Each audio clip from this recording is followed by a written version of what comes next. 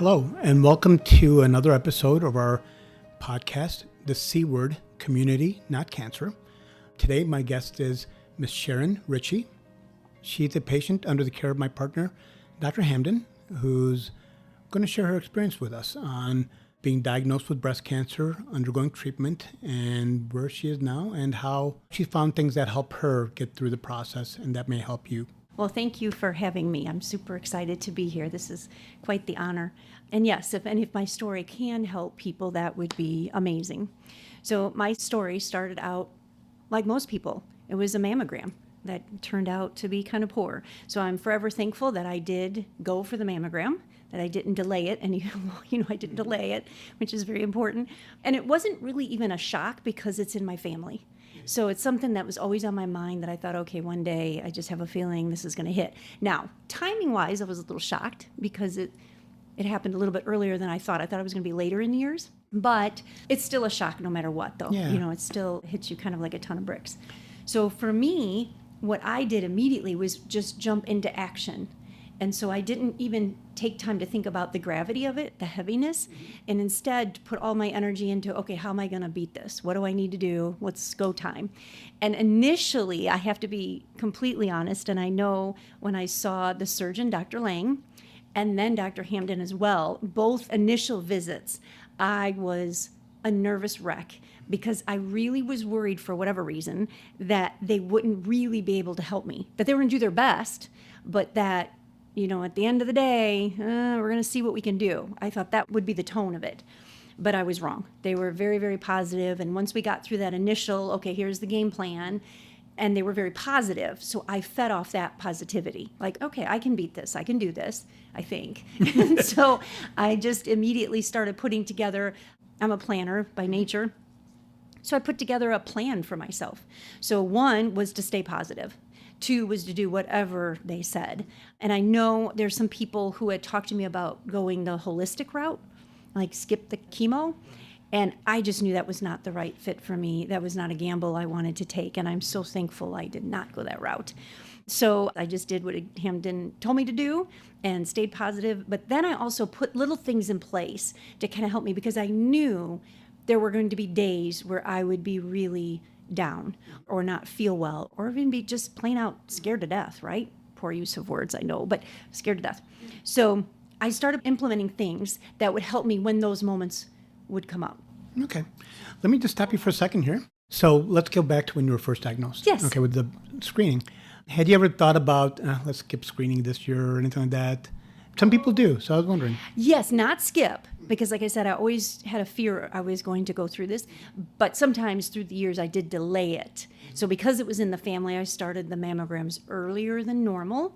So sometimes maybe it would be a year and a couple months or something, but never skip. Okay. So once you had the abnormal mammogram, who was the first person who actually told you, one, you had an abnormal mammogram, and then what your biopsy meant?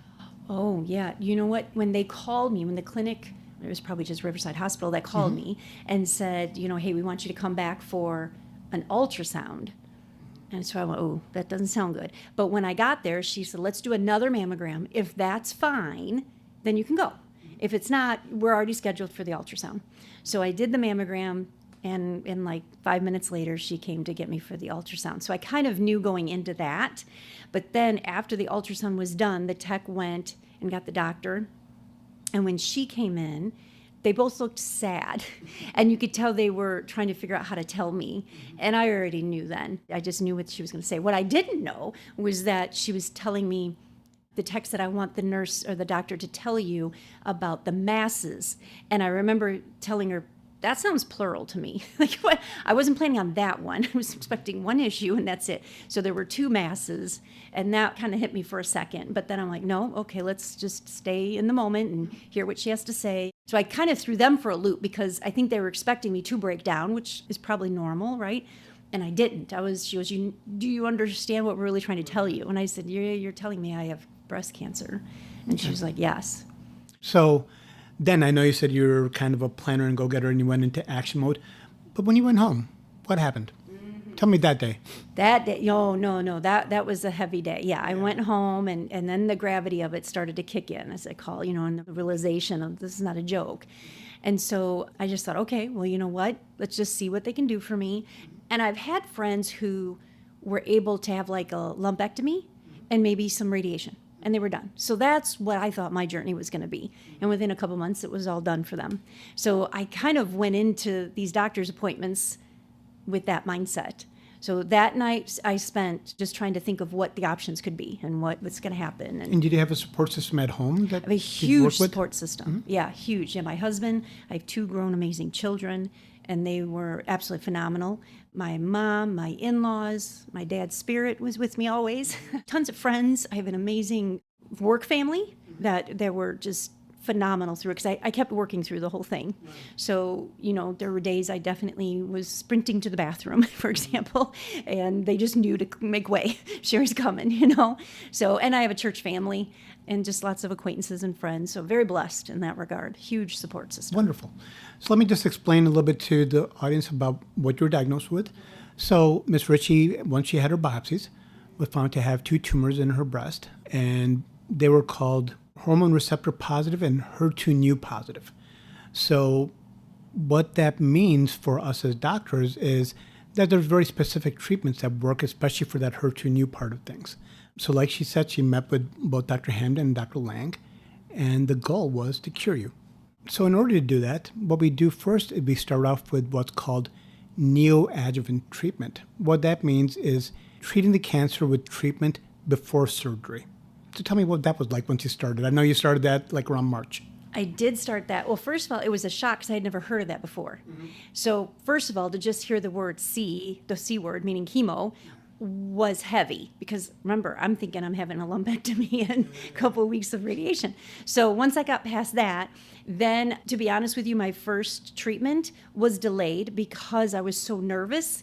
Again, still worried they were going to just at any point tell me we're going to do the best we can, but that's all we can hope for. So my blood pressure, which I had never had blood pressure issues, but I do now. And so it was just nerves. It was 100% nerves. So they had to delay it. They almost sent me to ER. It was like at stroke level. So I was delayed a week. But then once I started, the day of was fine, to be honest with you. Everything would start slowly with that very next day. And so I would have many different side effects or symptoms. And I can be specific if you want me to, or it's up to you. If you want to. Okay, yeah, I've had some weird ones, like my face would turn really red and burn, and I had to stop wearing makeup because it felt like my skin was going to fall off, like it was get real paper thin. I mean, I'm fair to begin with, but I looked like an albino. I was very white, and I was very sick. I had, would throw up a little bit, but but diarrhea is a true case. I did wind up losing 33 pounds through this process. Happy I kept it off, I will say that. And just let me reassure other patients, not everybody gets every symptom. Amen to that, yes. Everybody's very individual. Amen to that. That's so true. Yes, my nails would hurt. I had neuropathy. And so I would literally all through chemo wake up every morning, and for a few minutes I would feel normal, like you'd almost forget. And then because I lost my hair so quickly, that was probably the most devastating, was losing the hair. And I tried to prepare for it based on what I read online and what people had told me. But everything I had read, they said, well, after your second treatment, give it 2 days, you're going to start losing clumps of hair. So I was prepared as best you can. However, mine started a couple days after my first treatment, and it just started falling out. And that was heart-wrenching. So I went to my beautician and had her shave my head. I found out I have a petite head, which is the only part of me that's petite, but I do have a petite head. And then I tried to create some fun with it. So I went and had a wig fitting, because I thought I was going to love wigs. I have this beautiful support group I'm in, and they have tons of wigs. And so I thought, oh, that's going to be me. And so I brought my mom and my mother-in-law, my best friend, my daughter. We went out to dinner, and I went for this wig fitting. You know how when brides get married, they will hold up the sign when they try on their dress that says, I said yes to the dress, or something like that? Well, I made a sign that said, I said yes to the wig. And I really wanted to make it a fun thing. But that day, I was not feeling well at all. So it didn't quite land like I wanted. I did find a couple wigs, and I did wear them for a couple months, but it itched and it was very uncomfortable. So I wound up just going to hats and scarves and stuff like that until I get a little bit of a spike going, and then I just ditched everything and thought, this is what it is. My hair's growing. So that's what I did. It was one of the things I tried to do to, kind of take ownership of what you're experiencing, because it really does own you. You really do wake up every day. Okay, what are my symptoms today? What do I have to do? How can I get to work safely? Because I do have a 40-minute drive to work. So sometimes I was late to work because I knew I wasn't safe to drive immediately. I'd have to buy a half hour or something and then drive. That's great to know. So anything else for this first part of the chemotherapy that you would just like to mention in terms of your support, your nutrition, those kind of things? Okay, so number one, definitely know that while it does feel like it owns you, because it really does, your whole world. I thought chemo was going to be just one of those things where, okay, I'm going to go to work today. I'm going to get some groceries after work. Oh, yeah, I've got chemo tomorrow. I'm going to do some laundry. You just add it to your to-do list. But that's not true. For me, anyway, it really does own you. However, or did own me, but it doesn't define you. So if you could just remind yourself that this is just what you're going through now, to make it through, to beat this, and that there are different days ahead. I'm not even going to say better days, because I immediately changed my mindset that I'm not going to wait to be happy. And coincidentally, for the first time, and I can't even remember how long, I literally chose a word for that year, for 2024, before I knew I was diagnosed, before I had anything. And my word was joy.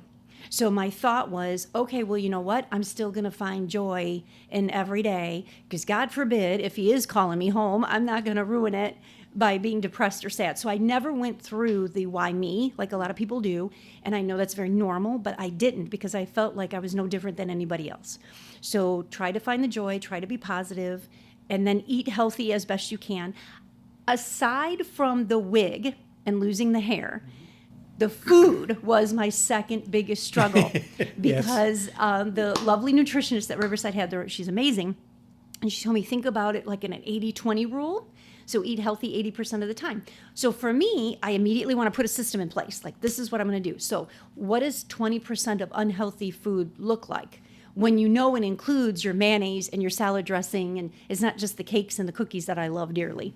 I gave up my Coke Zero, because I loved Coke Zero. But I gave it up, and the minute I found out I was diagnosed, I've not had one sip of it since. And I pretty much have given up my M&Ms. In fact, I gave up M&Ms completely for about 7 months. I was petrified of them, because I really thought those little suckers were what gave me the cancer, because I was kind of eating them a lot. I don't smoke, I don't drink, I love my M&Ms. And so Dr. Hamden said they're too cute to cause cancer. So I said, all right, I'll take that. So every once in a while I have an M&M, but what's weird is I don't love them like I used to anymore, because it represents my past. You know what I mean? And going through all that and knowing that, it wasn't healthy, the amount I was eating of them anyway. So I really am okay giving those up. I just don't bother. So eat healthy. I have an app called Yucca that a wonderful lady in my support group told me about. And with this app, you scan your food labels, and it'll tell you if it's an excellent choice, a good choice, or poor or bad. And that really helped me. So I kept spinning. I was getting kind of depressed about food and what to eat. And it's a lot of traditional healthy foods like salmon and guacamole and avocado. I don't like that stuff. So I'm like, what am I going to eat? I'm just going to eat for nutrition, I guess, and just not enjoy what I'm eating. And then this app came up, and it just saved me. So definitely get the app. I've actually never heard of that app. It's called Yucca, Y-U-C-C-A? Y-U-K-A. Yep. You can download it for free, and you just zap your food. I started zapping stuff like crazy, and found out a lot of it is not good. So now I'm excited, and I'm actually working on creating a cookbook for myself of recipes that are very, very healthy, that I actually like. So I've got some go-to things. So in a weird way, try to put a positive spin on what you're experiencing to fit into a new norm. You're creating a new norm for you. So you're not waiting to be happy. You're creating it as you go along. That's a terrific thought. So Ms. Ritchie went through this neoadjuvant chemotherapy. I believe you completed that around June. June 17th. Not that I'm keeping track of dates. Yeah. So finished that on June 17th. Yep. And then after that, about a month later, on July 12th, she had her surgery. What was it like going through surgery after all that? Okay, so funny story. Obviously, that's an emotional experience. And I knew from the moment I found out I had breast cancer, I wanted a double mastectomy, and I did not want any fake ones put on. For me personally, I know I'm not the norm. I own it. But for me, that is fake. And that's not who I am. So I told Dr. Lang, I told Dr. Hamden, and I still have no regrets. I don't want the fake ones. But you still have a tremendous amount of emotions you go through, right? So to prepare for the surgery, I started mentally preparing a list of all the positive things that are going to happen because I don't have those twins anymore. And I'm really benefiting from them now even. So when I exercise, because they'll tell you, make sure you exercise, walk, do something 30 minutes, multiple days a week to help because you don't want like blood clots and stuff like that, right? Okay, well, I don't need to worry about wearing anything. Like I can just put a t-shirt on and exercise. Nothing's jumping around, nothing. You lay in bed, you can lay nicely. I mean, there's a lot of positives. So I had a huge list in my head. And I remember when I woke up from surgery after everybody left, because I had a huge support system there. So everybody goes home, and I had this really young nurse. She had only been a nurse for 3 months. She was like 23, really young, very sweet. And I sat there and I went to, you've got the gown on. So you get up to go to use the washroom for the first time. You're kind of wobbly. And I went, oh, God, I don't want and I stopped because I was going to fix my gown to cover my chest. And then I'm like, oh, wait a minute. I don't have anything. But because I was all bandaged up, it felt like I still did. It didn't feel like it. So I sat at the edge of the bed and I kind of teared up a little bit. And I told her, she's like, are you okay? And I said, you know what? Yeah, I'm fine. Because I had a list, and I went right back to my list, and I started rattling off the list of all these positive reasons to not have boobs ever again. So that helped me. I did have some moments, especially because you can buy different prosthesis that suction. I didn't want any of that stuff. And again, through my wonderful support group, they mentioned a website called Busted Tank. And so it's a funny name. It's a bra system, but instead of it having these prostheses, it's actually more like a form. So I just got like an A form, and it fits right into their bra system. And then it just gives you a little something. I mean, obviously you could look like Dolly Parton if you wanted, but I just want something very subtle. And it's very comfortable. I wear it all the time. And until I found that, I was feeling a little bad. It just, nothing felt right. And I can remember going into a Kohl's one day, why I don't know, and looking in the bra section. And I'm seeing these women who are shopping with what I think to be normal, healthy ones. And the two of them must have been friends or something. And they're laughing and they're looking. And I just started bawling. And so I'm like, okay, Kohl's is not going to help me with this. So I left Kohl's. And then that's when I found out about Busted Tank. And as soon as I got it, I knew it was the right fit. So that helped. So creating a list of all the positives of not having them really does help. Or at least it helped for me. Yeah. So tell me, so Ms. Ritchie had her neoadjuvant chemotherapy. She had her surgery. And wonderful news was on the pathology from the surgery, there was no cancer remaining at all in the tissue that was removed. So that is what we call a complete response from the neoadjuvant chemotherapy. So just as from an oncologist's point of view, what that tends to suggest is that that patient will have a very good outcome in the long run. That's what we hope for, and that's what the data would suggest. So when they told you they couldn't find any more cancer, do you remember that moment? Oh, yeah, I'll never forget it. We were on the phone, and my mom and I actually had just left the doctor's office, Dr. Lang's, to have the tubes removed, right, and the bandages. So that's when I got to see everything for the first time. So we're coming home, and the nurse called, and she said, Sheri, we had to call you right away. We didn't have the pathology report when you got here, but we have it now, and we're so excited you're cancer-free. And I said, oh, that's wonderful. So you mean when Dr. Lang went in and did the surgery, he took the cancer, because it had spread to a lymph node. So I said, so he got it. I know he took 2 lymph nodes out. And she's like, no, what I'm saying is you were cancer-free going in to the surgery. That was huge. That was just amazing. Because I wasn't expecting that. I was just expecting the surgery took everything, which is still a success story too, right? So that's what I was leaning on. But for her to say, no, it was the best outcome. The chemo did exactly what it was supposed to do. Well, I couldn't stop crying. And in fact, when I got home that night, and I didn't call my husband because I wanted to tell him in person, he's not a runner, but he ran so fast towards me because I was bawling. He thought I got poor news. Yeah. So he came just running, and I'm like, no, it's good news. It's good news. So yes, I'll never forget that day. Yeah. Yeah. That's wonderful. Yeah. Really cool. And again, as oncologists, as doctors, as surgeons, we'd love to give that news to you.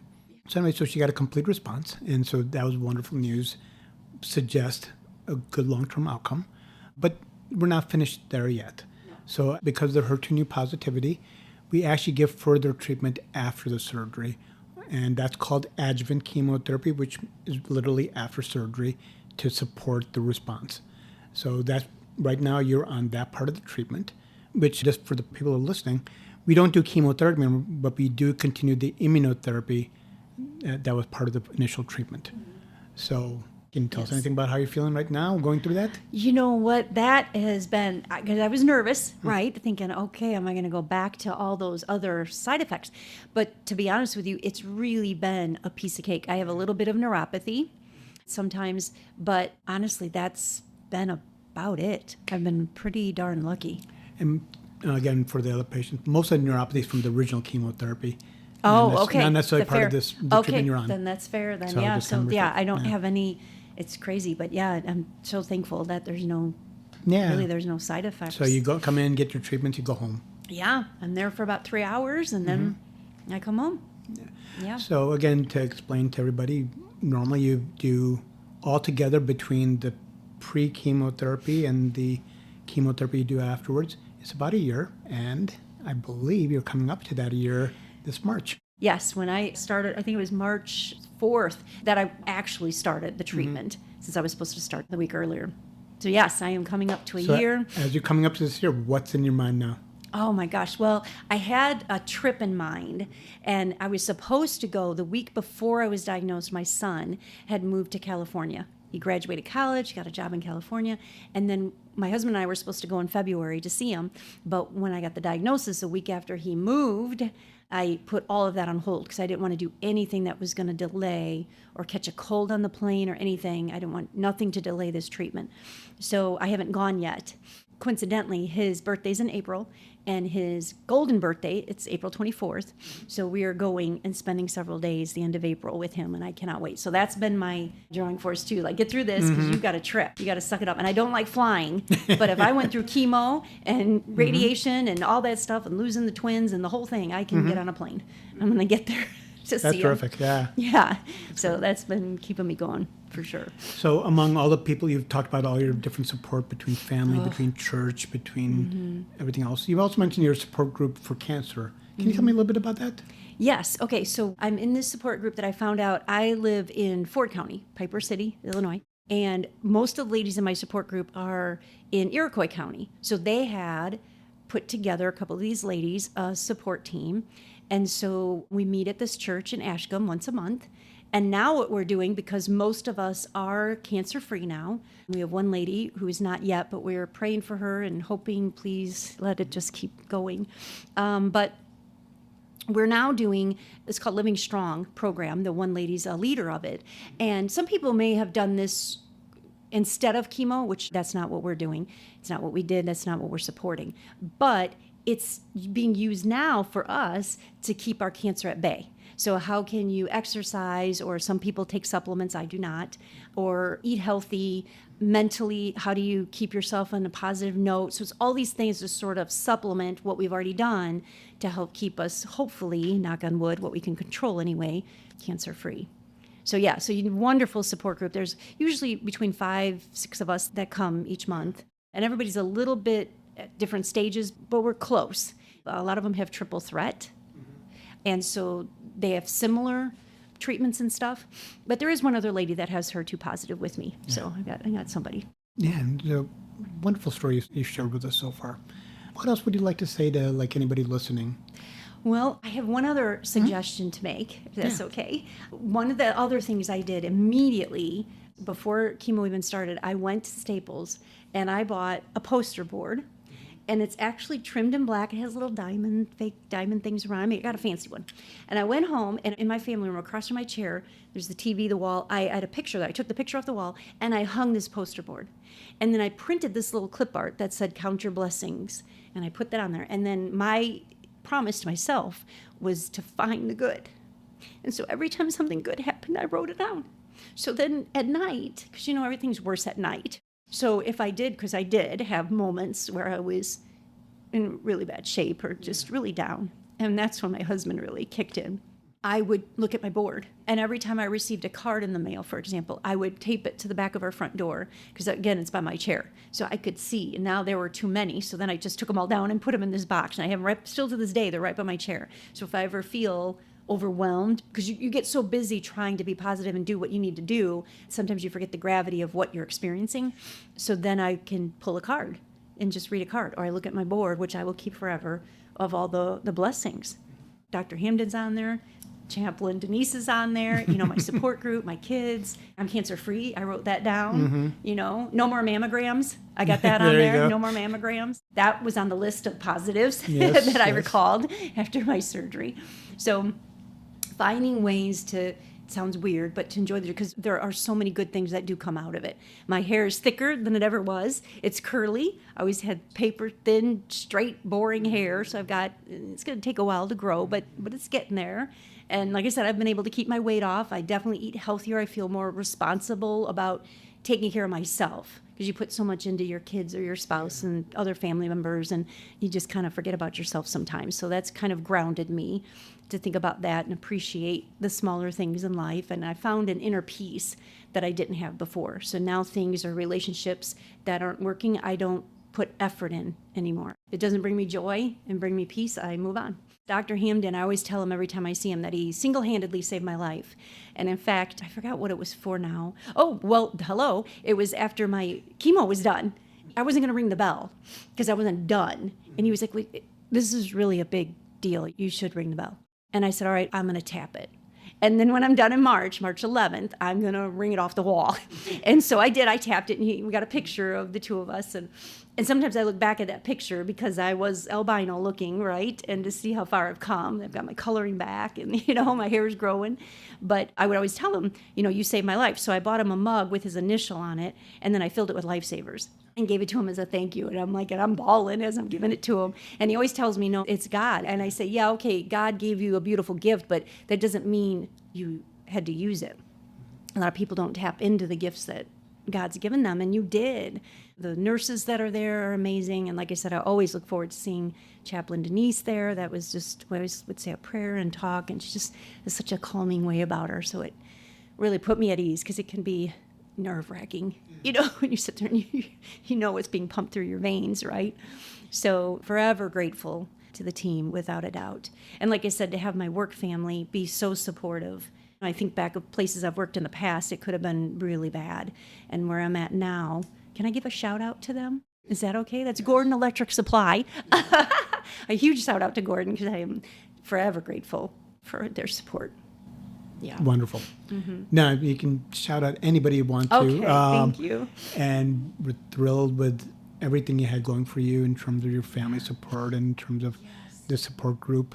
And we really appreciate you giving us this story so other people can get from it. For the people listening, not everybody gets the same side effects. Most people are not going to turn albino. And everybody loses hair on a different schedule. And everybody has their own story. But really what we're sharing is how you got through this, and for anybody listening, how they can kind of look for that good. Yeah. Yes. No, that's very true. Yeah. One thing I wanted to share with you too is my husband had just started a new job, so I didn't want him missing work to go with me to these treatments. But my mom and my mother-in-law wanted to come, so I renamed them Laverne and Shirley. And so the first day we went, you would have thought we were moving in. They had so much food, and they both came with stuff. I came with stuff. I think we kind of freaked out the nurses there because there was so much like we were moving in. And we toned it down as the weeks went on, but they were with me through every treatment. Sit in the waiting room through some biopsies, and I'm just eternally grateful to those two women, those my moms, and knowing that so many people don't even have one mother that's here still, and I have two. So I'm very blessed. And like I said, my kids are amazing. In fact, the day of my surgery, I was probably a half hour from being wheeled in, and my son surprised me and flew in from California. So I had my daughter and her boyfriend and my son and my parents, like I said, my dad in spirit, my in-laws, My pastor came and said a prayer, and I've been incredibly blessed, very, very lucky. In fact, I even went through a little spell of feeling guilty because not everybody has all that. And then I felt guilty for those who maybe didn't make it, or don't have the support I do. But turn that around and turn that into a blessing as well. And just enjoy We take what that. we have and make the best of it. Yeah, amen to that. So again, Ms. Ritchie, thank you so much for joining us today. And thank you for those of you listening to this podcast, the C Word, Community, Not Cancer. Love it. Thank you. Thank you.